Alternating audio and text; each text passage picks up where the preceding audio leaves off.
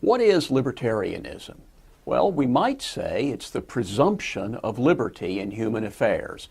That is, sometimes we may need government to act, but you have to demonstrate that. You have to make the case for government action. It's the exercise of power, not the exercise of freedom, that requires justification.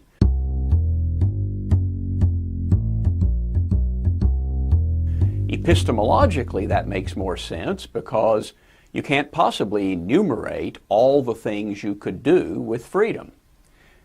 Back during the Constitutional Convention, James Wilson, one of the signers, said, in response to a proposal that a Bill of Rights be added to the Constitution, "Enumerate all the rights of man, I am sure, sirs, that no gentleman in the late convention would have attempted such a thing." You couldn't possibly list all the rights that people have.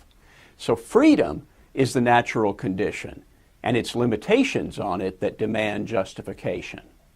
And in this talk, I'm going to argue that most limitations can't be justified. Sometimes we forget just how much of our life is in fact free. We make thousands of choices every day, engage in thousands of interactions with others without any coercion. And that's a powerful demonstration of the central place of freedom in our lives and the ability of people to create peace and order without central direction. Freedom means respecting the moral autonomy of each person, seeing each person as the owner of his or her own life, each person free to make the important decisions about his life. Freedom gives meaning to our lives. Indeed, it allows us to define our own meaning, to define what's important to us. And thus each of us should be free to worship, to think, to speak, to write, to create, to marry, to eat and drink and smoke, to start and run a business, to associate with others as we choose. Freedom is the foundation of our ability to construct our lives as we see fit. The social consequences of freedom are equally desirable. Freedom leads to social harmony. We have less conflict when we have fewer specific rules about how we should or how we must live in terms of class or caste, religion, dress, lifestyle, or schools. Economic freedom means that people are free to produce and exchange with others. Freely negotiated and agreed prices carry information throughout the economy about what people want and what can be done more efficiently. A free economy gives people incentives to invent, innovate, and produce more goods and services for the whole society.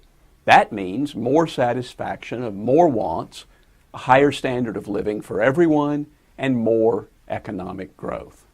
So how do we achieve and protect freedom? We try to discover the rules that govern the world and rules that will enable us all to live together and realize those wonderful rights guaranteed to us in the Declaration of Independence: life, liberty, and the pursuit of happiness. To achieve those goals, we need rules like private property, free markets, and tolerance. In fact, you know that bestseller from a few years ago, All I Really Need to Know I Learned in Kindergarten?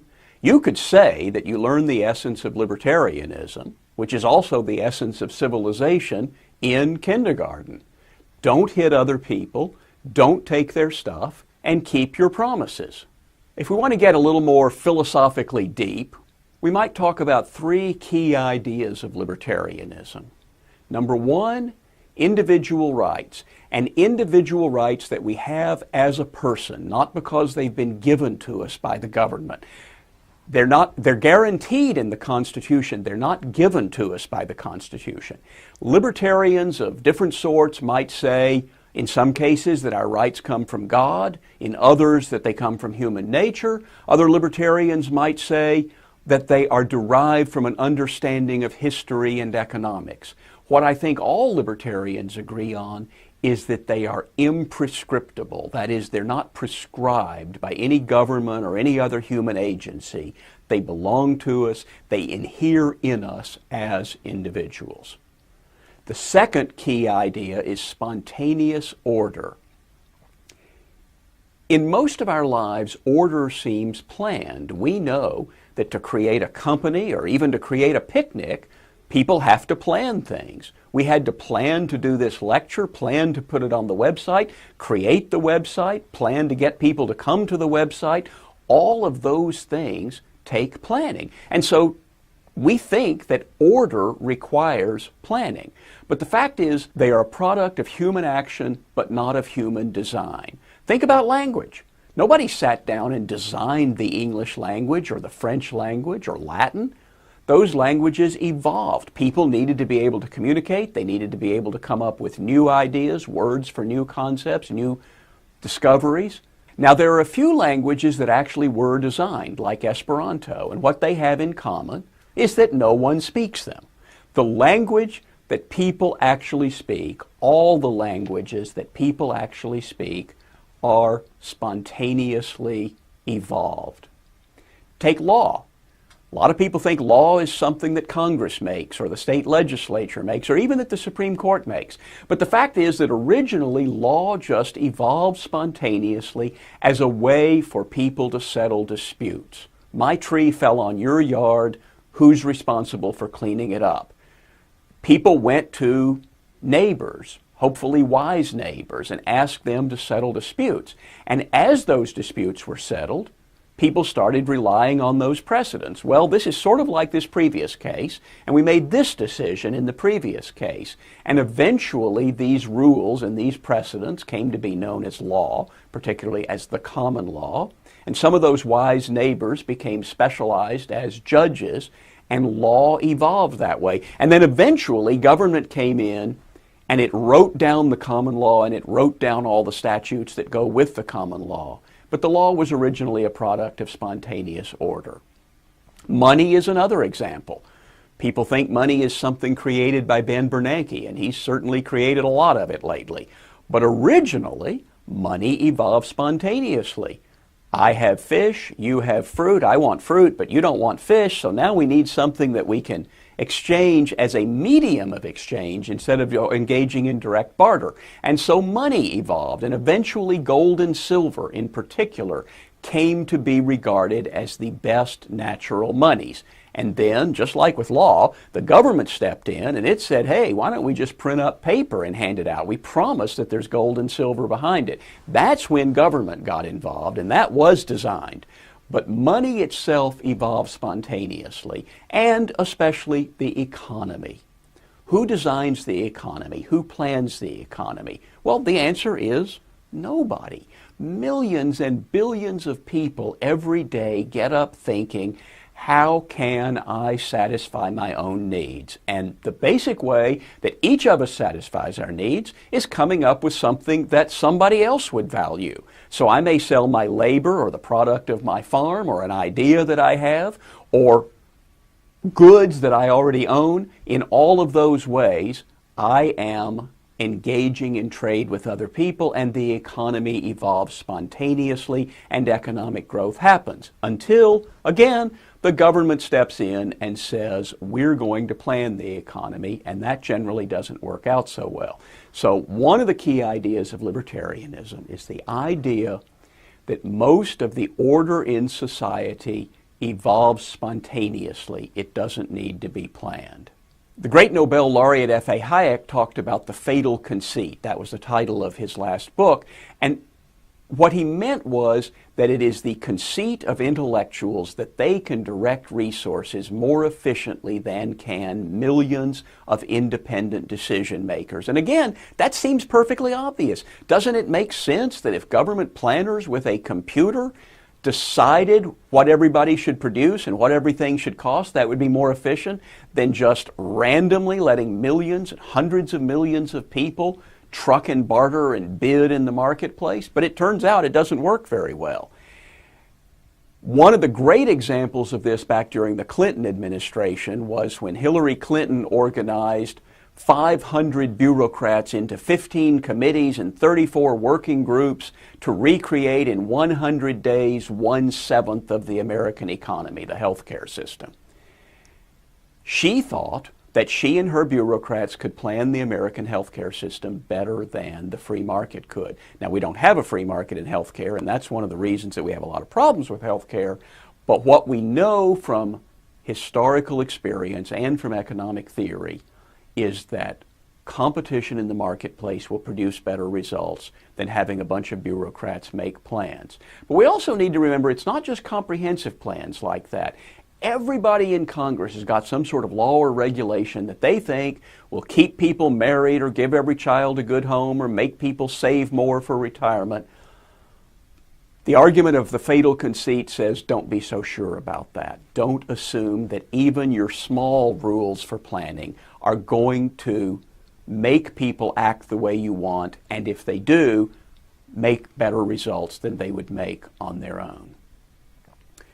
So we have individual rights, and if you've studied political theory, you know the difference between normative and positive theories. Individual rights is a normative theory. Spontaneous order is a positive theory. It's not saying the way things ought to be, it's just saying this is an observation of the way things are. Spontaneous order is the reality of the world.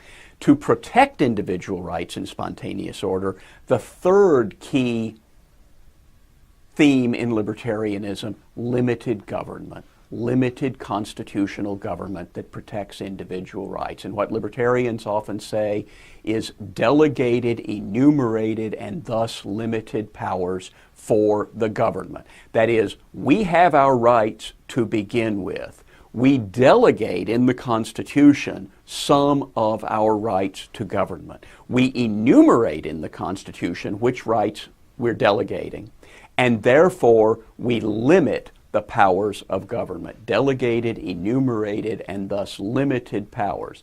That is, government is essential, but it must be limited if it's going to protect individual rights.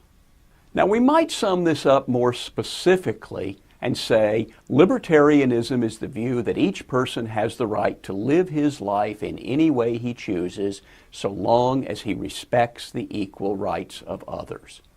Libertarians defend each person's right to life, liberty, and property, rights that we have naturally before governments are created.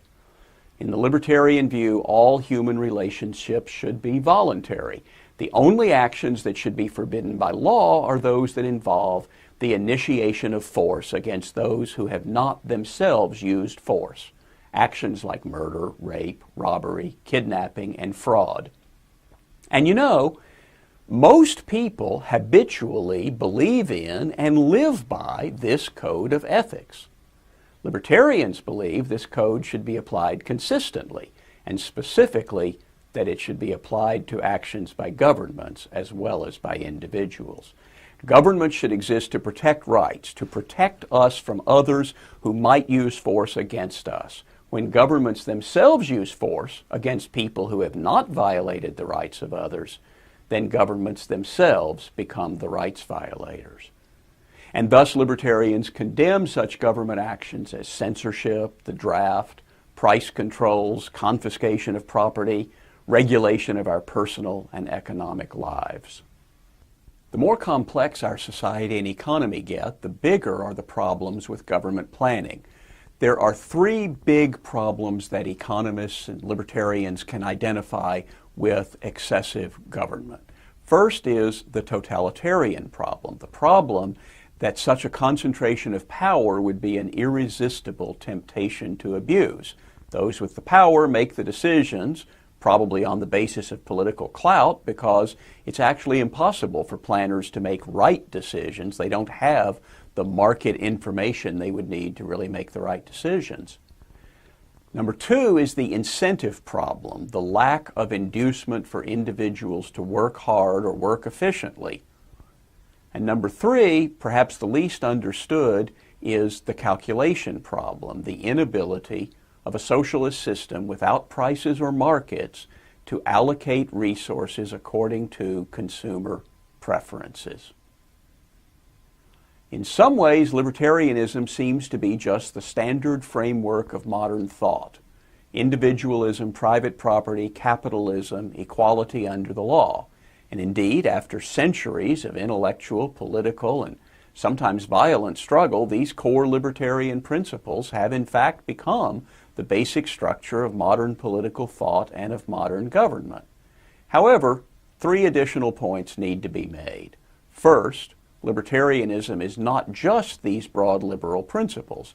Libertarianism applies these principles fully and consistently, far more so than most modern thinkers, and certainly more so than any modern government. Second, while our society remains generally based on equal rights and capitalism, every day new exceptions to these principles are carved out in Washington and in Albany and Sacramento and Austin, and not to mention in London, Beijing, and other capitals. Each new government directive takes a little bit of our freedom, and we should think carefully before giving up any liberty. Third, liberal society is resilient. It can withstand many burdens and continue to flourish, but it is not infinitely resilient. And those who claim to believe in liberal principles but advocate more and more confiscation of the wealth created by productive people, more and more restrictions on voluntary interaction, more and more exceptions to property rights and the rule of law, more and more transfer of power from society to state are, perhaps unwittingly, engaged in the ultimately deadly undermining of civilization. Lots of political movements promise utopia. Just implement our program and we'll usher in an ideal world. Libertarians offer something less and something more, a framework for utopia, as Robert Nozick put it. My ideal community would probably not be your utopia. The attempt to create heaven on earth is doomed to fail because we have different ideas of what heaven would be like. As our society becomes more diverse, the possibility of our agreeing on one plan for the whole nation becomes even more remote. And in any case, we can't possibly anticipate the changes that progress will bring. Utopian plans always involve a static and rigid vision of the ideal community, a vision that can't accommodate a dynamic world. We can no more imagine what civilization will be like a century from now than the people of 1900 could have imagined today's civilization. So what we need is not utopia, but a free society in which people can design their own communities. A libertarian society is a framework for utopia. In such a society, government would respect people's right to make their own choices in accord with the knowledge available to them. As long as each person respects the rights of others, he would be free to live as he chose. His choice might well involve voluntarily agreeing with others to live in a particular kind of community. Individuals could come together to form communities in which they would agree to abide by certain rules, which might forbid or require particular actions. Since people would individually and voluntarily agree to such rules, they would not be giving up their rights, but simply agreeing to the rules of a community that they would be free to leave. Such a framework might offer thousands of versions of utopia, which might appeal to different kinds of people, even socialism. One difference between libertarianism and socialism is that a socialist society can't tolerate groups of people practicing freedom. But a libertarian society can comfortably allow people to choose voluntary socialism. If a group of people, even a very large group, want to purchase land and own it in common, they would be free to do so. The libertarian legal order would require only that no one be coerced into giving up his property. Many people might choose a utopia very similar to today's small-town, suburban, or center city environment, but we would all profit from the opportunity to choose other alternatives and to observe and emulate valuable innovations. In such a society, government would tolerate, as Leonard Read put it, anything that's peaceful. Voluntary communities could make stricter rules, but the legal order of the whole society would punish only violations of the rights of others. Life, liberty, and the pursuit of happiness. Each one of us is the best person to make the important decisions about our own lives. What to think, what to read, what kind of family to create, where to send our children to school, where to invest our retirement savings. Limited constitutional government protects those choices, and that's the government a free society should have. In short, we might say, Smokey the Bear's rules for fire safety apply to government. Keep it small, keep it in a confined area, that's what the Constitution does, and keep an eye on it. And that's one of the things libertarians do.